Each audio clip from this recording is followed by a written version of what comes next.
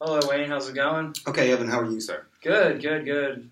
Just ready for the uh, Thanksgiving coming up. Do you have any holiday plans? Yeah, the wife and I will probably go to, um,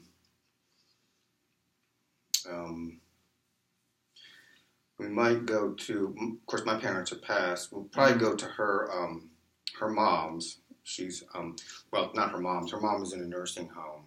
And, but we'll go by there and see them. And, Okay. then, we'll probably just, I don't know what we're gonna do. Just traditional Thanksgiving, I guess. I mean, we don't go too, we don't have kids or anything like that, Right, so right. we don't make a big feast or anything like Yeah, that. yeah. So, um, Hmm. Well, yeah, traditional Thanksgiving. That sounds like it's going to be a good time. mhm, Nothing wrong with that. mhm. Um, Of so, course, we haven't done any of our shopping yet, so um, yeah. we'll be Walmart Acme tomorrow, where it'll be just a madhouse. So. Yeah, yeah. Sounds like you and your wife have your hands full with all that shopping stuff at Walmart tomorrow. Mm-hmm. Well, anyway, with all that being said, Mm-hmm. um, so the last session, I believe, we talked about towards the end that you were uh, going to start your AA meeting soon. Mm-hmm. You have that going on for a Mm-hmm. couple of months, I think. I think I Or have once to. a week, right? I have to go 3 times a week for like 6 months. I think it is. Oh, okay, okay. Um, and then you were also you had another. I think you had a what was the other thing you had? There was something else you had to do. Outpatient. Outpatient. So you had that and the outpatient. Both 6 So months. I wanted to follow up with you on that to begin this session and see how all of that is going. Well, I haven't started the outpatient yet. I'm going to start that in. I think I'm going to start that in December or January. But I have started going to some meetings because I figured I'd go ahead and knock those out. Mm-hmm. And just going at night. There's a place called the Recovery Resource Center. It used to have another name, the SAC or something like that. And they have meetings at 5. They have meetings on the weekends. So, just kind of whenever. 5 o'clocks are usually pretty good. If I get off, I've only got to go 3 times a week. So if I get off once or twice a week early, or 4:30, I can get there. Yeah. Get the slip signed. Um, and then hit something on the weekend. They have, meetings on the weekend. So, and wife and I live out near Parsonsburg. There's a couple of meetings out that way as well. So yeah, that shouldn't be going too bad. That shouldn't be too difficult, I should say. Mm-hmm. Well, I mean that going there 3 times a week, Mm-hmm. that gives you something to do, and hopefully that'll be a good experience for you. It's not been bad so far. You go in and get a coffee. Everybody drinks coffee in there. I don't smoke. Some people smoke outside. I've met some people. I've actually seen a few people I know from not anyone I've known recently, but just from in the past. I don't know if they recognize me or not. If they do, they haven't said anything. Right. I mean, of course, it's the Eastern Shore, so yeah, small town. Yeah. So with you mentioning some people that you've seen in your past in those meetings, Mm-hmm. how far back do you go with some of the people there? Some of them I knew in high school or just out of high school, and some of them I recognize. I've seen like 5 or 6 people, maybe 6 or 7, and some of them I recognize from actually drinking in various places. Years and years ago, there was the Belladonna and Sportsman's, and going back even further, there was the Phoenix, there was the Circle Ball. I mean, all these places around town. There were places down in Princess Anne. Mm-hmm.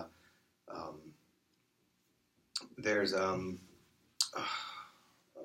what was it? I mean, just Hoops, all these places that people would go to drink, and you'd see them in there. You get them, you kind of get to know them a little bit, and then wow, there they are, and they're actually. You hear one guy say, "Well, I've been sober for 15, 20 years." It's like, oh, okay, all right, it's working for somebody. Yeah, I mean, being sober for 15, 20 years, that's an awful long time. Mm-hmm. And so all these bars that you're mentioning, that's where you would see some of those people in the past? Yeah, and a few, like I said, a few I recognize from, there's at least, well, I shouldn't say a few. There's one guy I recognize in particular from high school.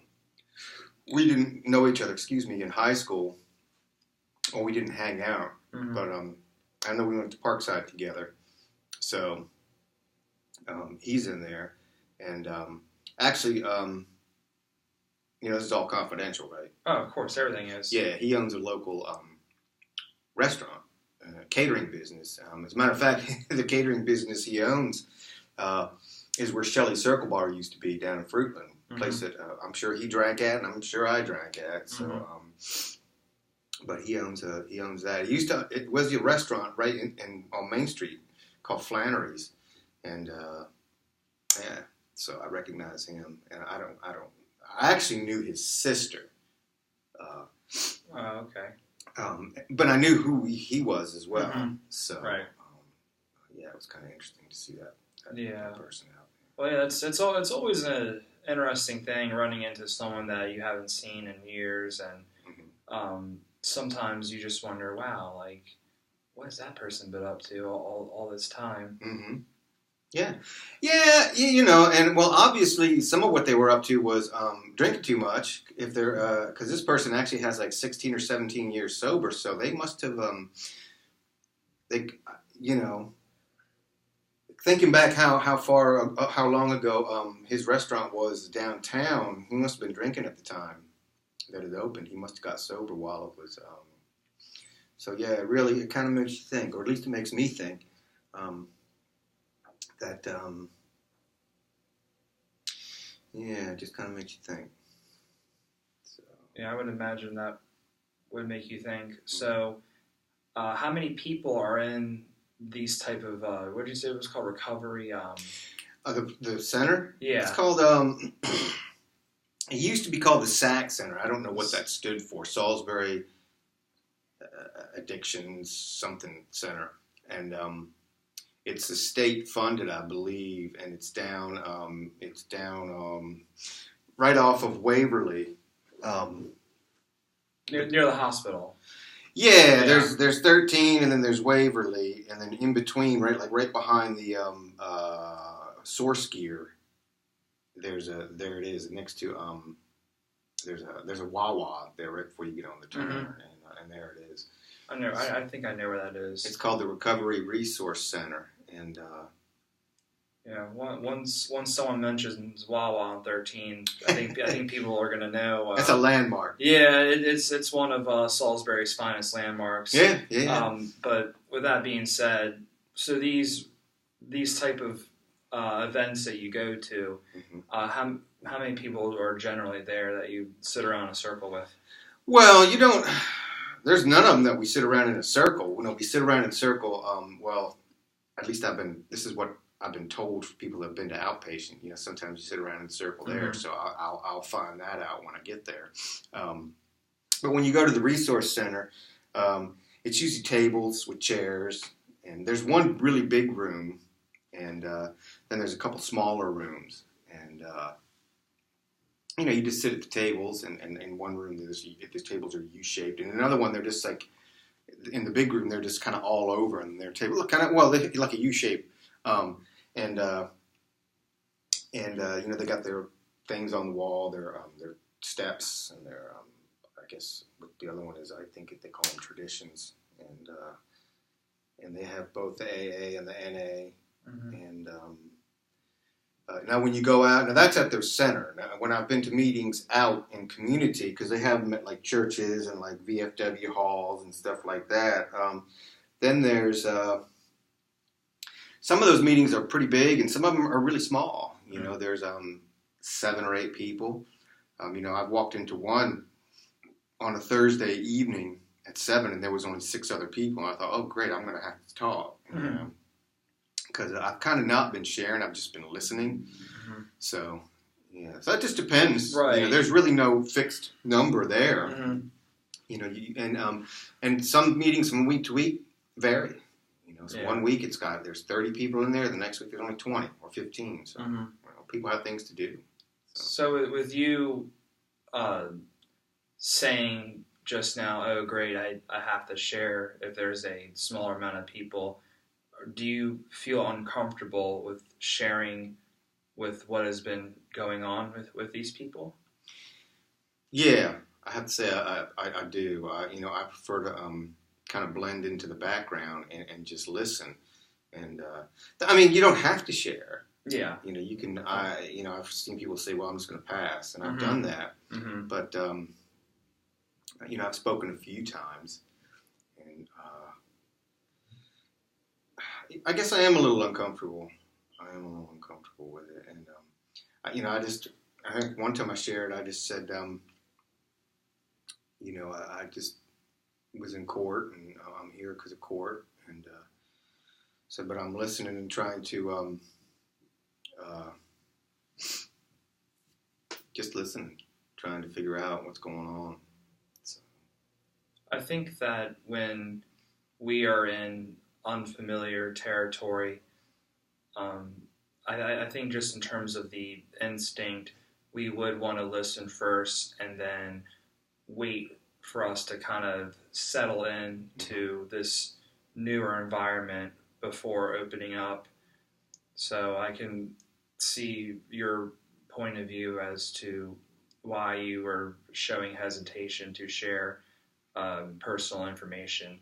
Wow. And speaking of confidentiality earlier, I would think that stuff like that is confidential as well at those meetings. Yeah. They make an announcement usually. How they say it? What you see here, who you see here, what you hear here, let it stay here. Mm-hmm.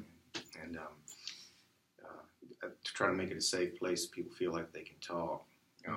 But of course, since it's just a meeting, you don't know. I guess somebody could, if they were, going to be an ass enough, they could go out and talk about people. Mm-hmm. But I guess that's just a risk you have to take. So yeah. And that would make sense why that is a risk. Mm-hmm. And I would never ask you to share any names of individuals that you encounter there and what their stories are. Sure. And this is obviously a safe space. Right. And again, with the exception of any sort of abuse or malicious attempts, everything is perfectly safe here. But like I said, like you said, some people could go out of line and share stuff like that. Mm-hmm. So that makes sense as to how that could be risky. It is, and it's I haven't done anything. It doesn't bother me too much, but there are people in there that have I guess really, really, really hit bottom, and I guess for them, it's they feel a little more ill at ease, unless they've been there for a while, and then they just they've made some progress. But somebody new is probably just it's going to be hard for them. Like I've never killed anybody. Yeah. I've never hit my wife. We've never we're not fighters. I never gotten in fights in the bars. I never shot. So I've never done anything that's like, oh my God, I don't want anyone to know that. So for myself, it's not really. It's I guess the part that makes me uncomfortable is just I'm not used to talking about me, and because I never have. Even to my wife, we know each other, but I mean, there are always things you don't know about somebody, I guess. So, Right. I mean, she's really the only person that knows about me, and I guess vice versa. My parents are gone, no kids. My doctor knows my medical history, so some of my friends know me socially, but I don't. Yeah. So. Well,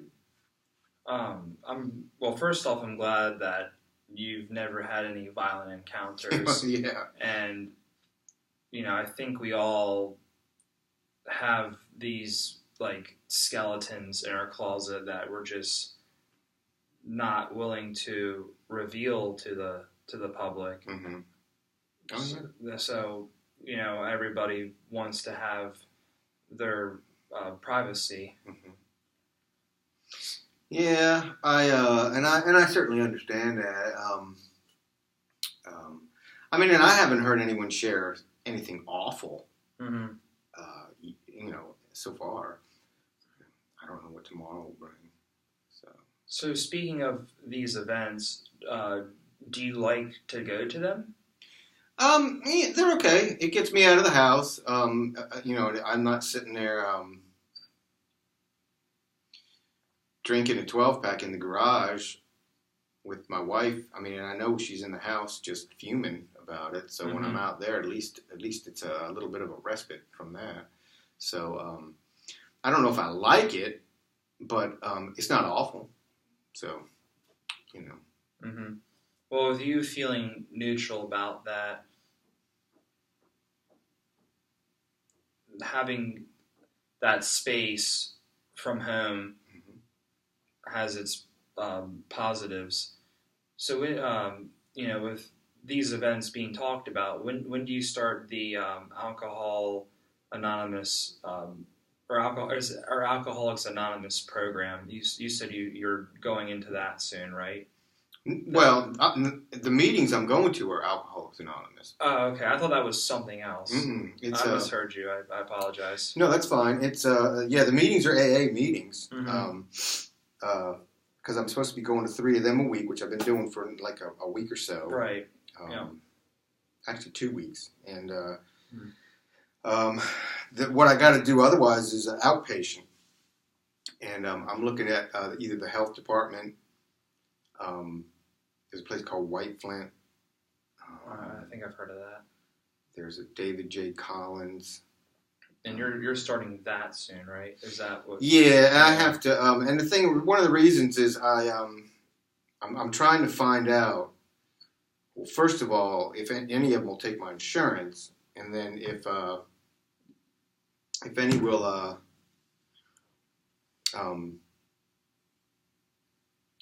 where they are. I mean, I've looked them up online, and my attorney's kind of just said, okay, you need to sign. He's kind of backed out of the picture.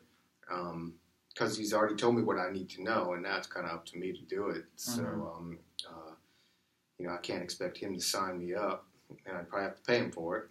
So even though I told you, I think once a week keep a lawyer, so he's kind of our family lawyer, or my wife and I's lawyer, and but he's basically, and even he's told me, he said, you're lucky you've only been caught once.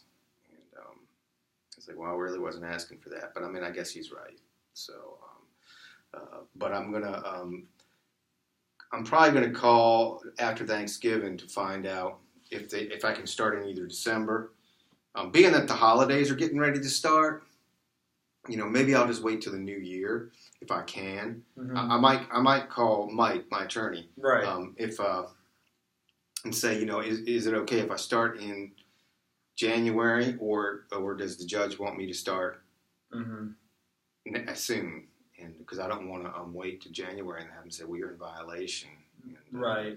So, I'll try to find out. And that's like once a week for 3 hours. Yeah. So not too much time off your hands. No, it's not. It's just that it's a chunk of time. Yeah. It's only once a week, but it's a chunk. So you still got to plan around it. Yeah. And I'm sure that'll work. My wife will be she'll be thrilled to know that that's where I am. Yeah. And, I think she's right now she's good with me going to the meetings. Mm-hmm. So, yeah. Well, that's a good thing that your wife is content with you going to these meetings. It seems like that she's proud of you for putting your foot in the door for that, so to speak.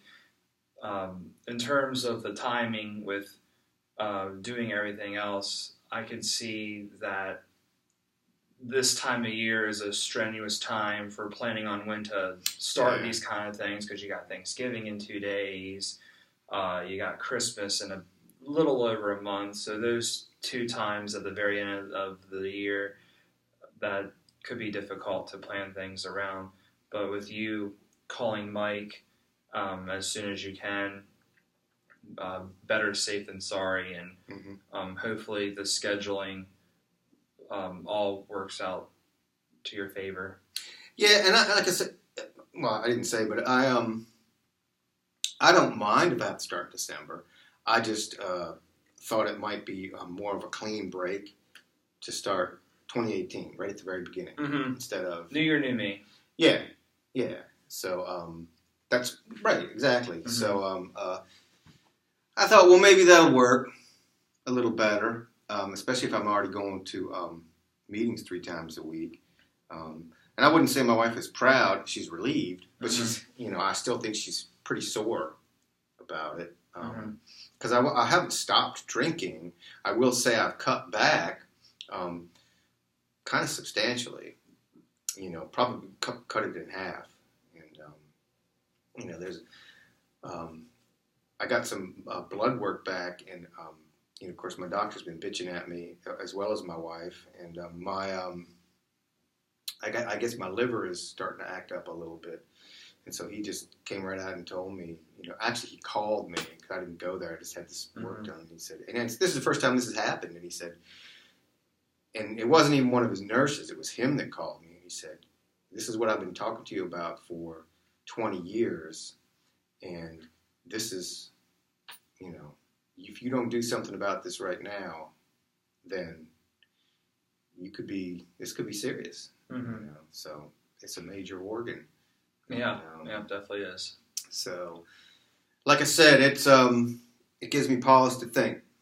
So, with your doctor telling you about your liver complications, that would I could see how you are starting to feel a little bit concerned about that.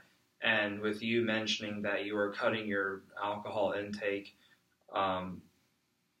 do you have I think you mentioned you had, was it 10 to 12 a day?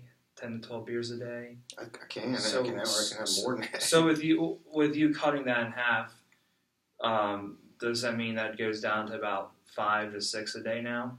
I'd say a 6-pack a day. 6-pack a day. Yeah. And I'm all these micro brews are real popular now, and of course they're loaded with alcohol. I just drink Budweiser or Coors Light, something like that, which is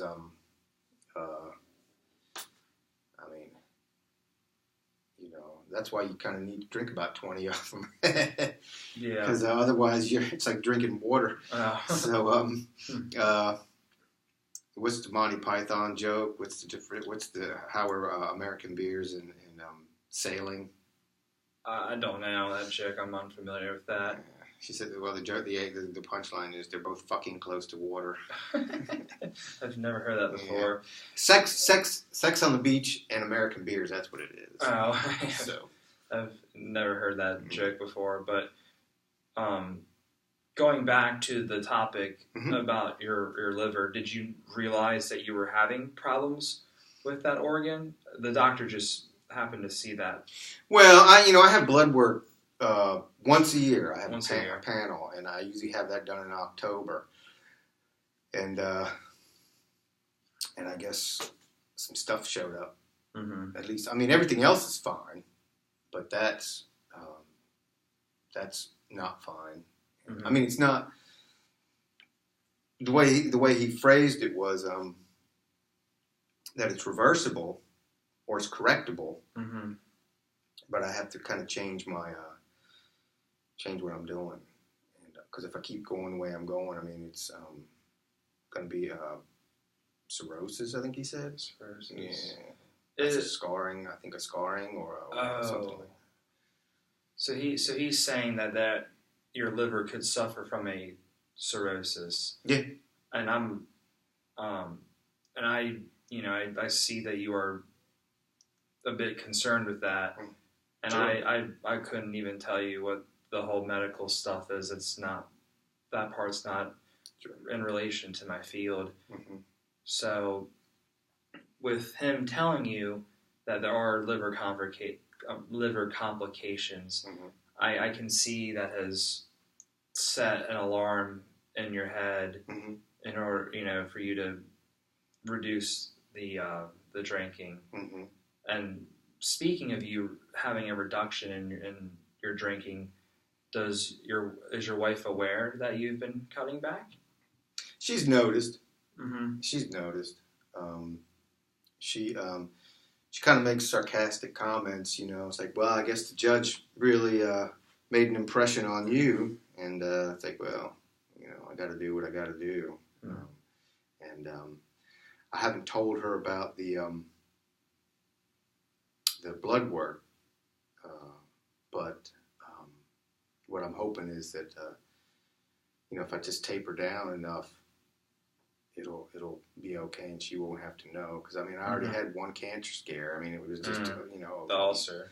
The ulcer. No, the ulcer too. But that's I just take like Tagamet or something like that, and Mm-hmm. That takes care of that. Of course, drinking on top of it probably doesn't help. But I had the cancer removed from the leg, just a minor melanoma, but that can always come back. And Right. Of course, I know she'll worry about it. I just don't wear shorts anymore. And I kind of have to keep that area covered. Oh, I see. So that's not too hard. I'm not much of a shorts wearer anyway. So yeah. Yeah. Well, with these past medical complications that you've had, I can, it appears that you are reluctant to tell your wife about your blood work, because that could have her become more concerned. Mm-hmm. Now, with you mentioning to me that she's making some sarcastic comments about your reduction in your drinking and your daily drinking intake, how overall outside of that, has she been any supportive at all? Has she patted you on the back kind of thing? Yeah, she actually made a comment last night about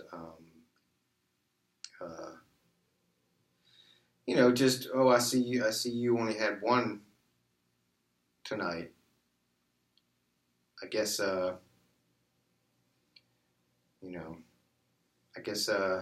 you could go out and drive if you wanted to, kind of thing. And I was like, and I just kind of and later on when we were getting ready for bed, she actually apologized. She said, "I'm sorry.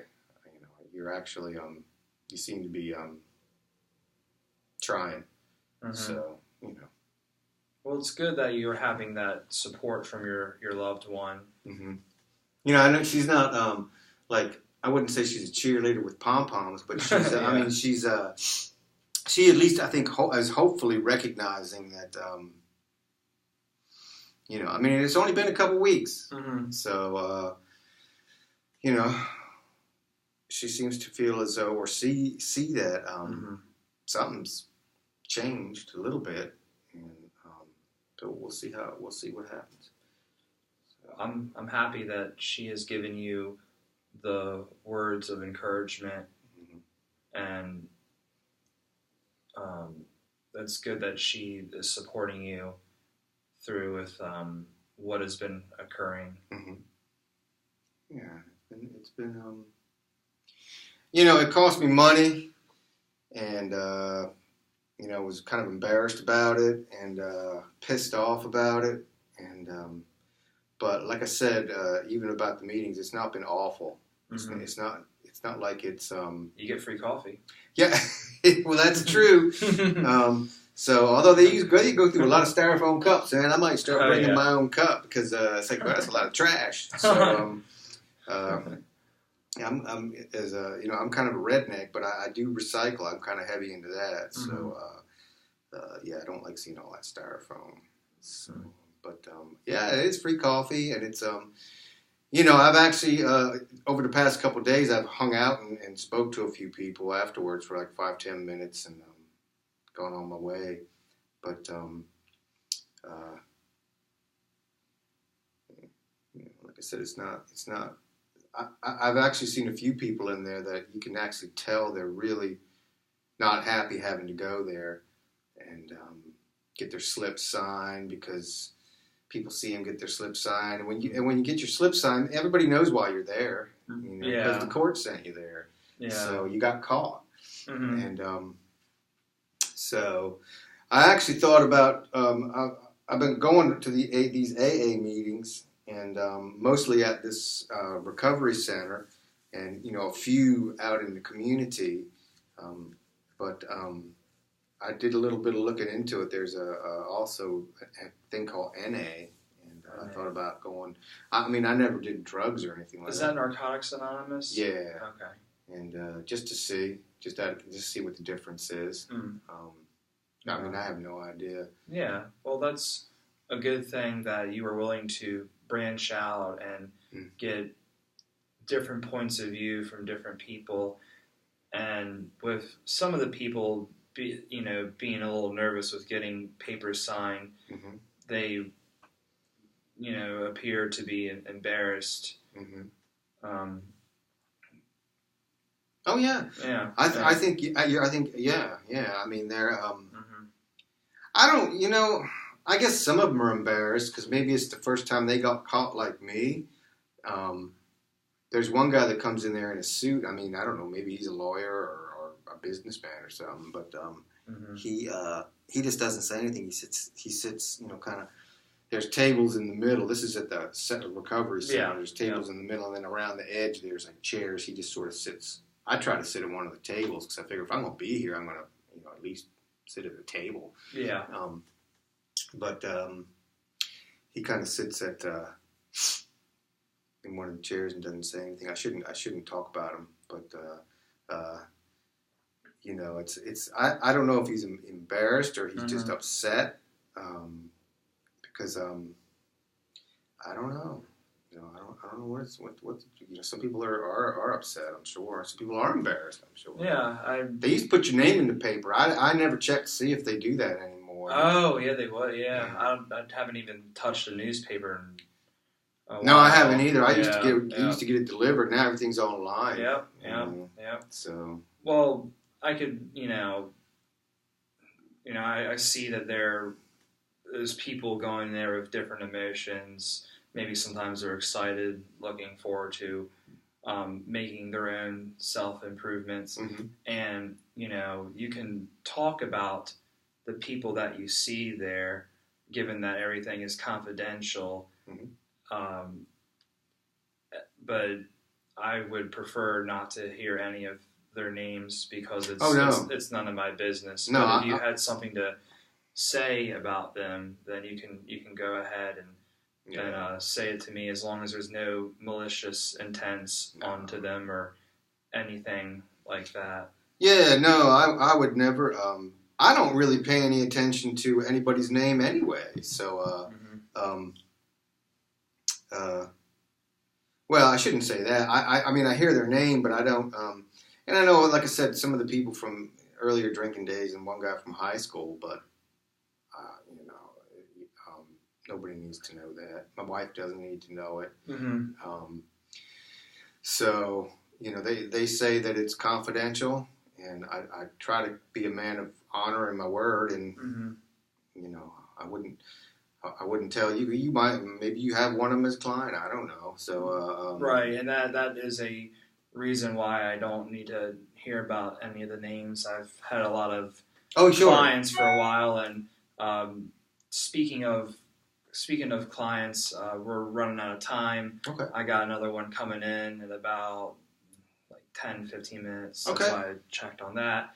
So, this was a good session. I'm glad you came. For the next session, I would just like to hear more about what's going on now and seeing if you were able to talk to Mike and see how some of the legal stuff's going in the meetings. Yeah. And we'll see each other soon. Okay. Next week. That's good. All right.